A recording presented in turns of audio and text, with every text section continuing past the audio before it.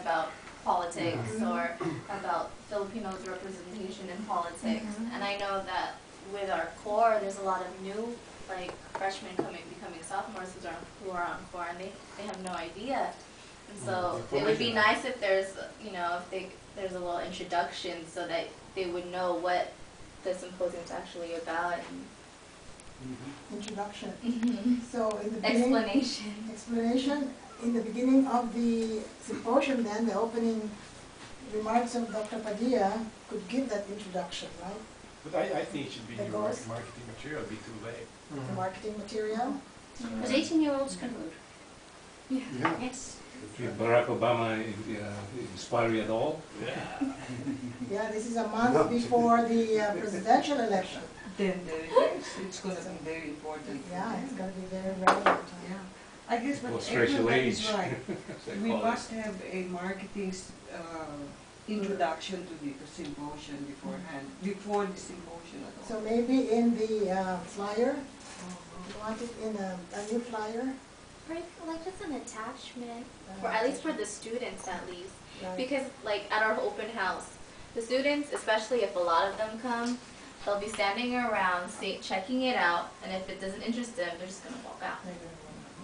So if it's not interesting from the very beginning, if they don't see a point to it, then they're just going to leave, or they'll just eat and just leave.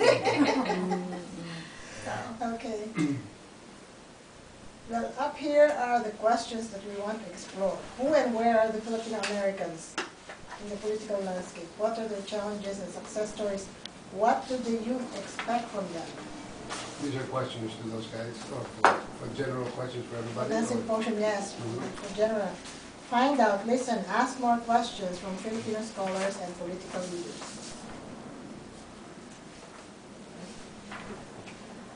Also, one question.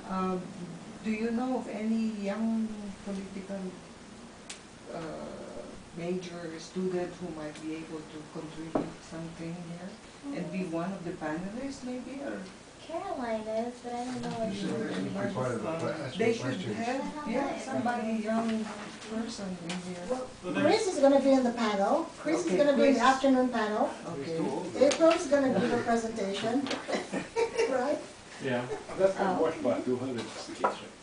Yeah. Yeah. But, You can bring the crowd in. And then there's another student from the University of Hawaii who will be in the morning panel if he makes it. So yes, we have students in the panels. They can bring their questions. Yeah. Yeah. I'm not sure if you know Grace Alvarez. Grace, Yes, Grace. Grace. Yes. Maybe the way to pitch it would be to pitch it as a leadership type thing. Yeah.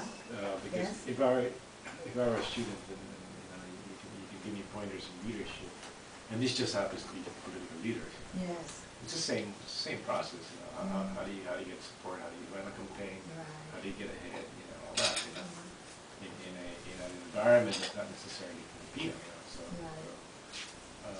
I just attended a symposium that's very successful. It's Asian American symposium. So and they held it at the Ritz-Carlton. It was very expensive, $70 a registrar. Ritz-Carlton? Yeah. Where? San Francisco. And they sold out 500 seats, you know. And what was it all about? They lined up people, Asian Americans who have been successful. So it's sort of a mentorship thing. A mentorship, so they line up successful.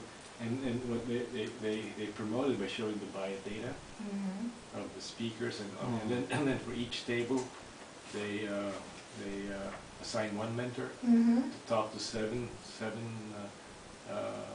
young people. Some of them are students graduating. Some of them are young professionals, and they sold out. And who organized this? It's an organization called Ascend, ASE. Oh, Ascend. Yeah. He Hoko is active in that. Oh, yeah, he brought that idea before, right? Leadership. So maybe the way to pitch this is to pitch it via the leadership thing. And this is the same mechanics. Right. And also exposure to Filipino leaders. Right.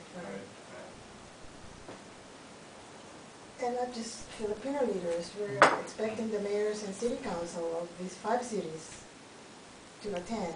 And so it could be an opportunity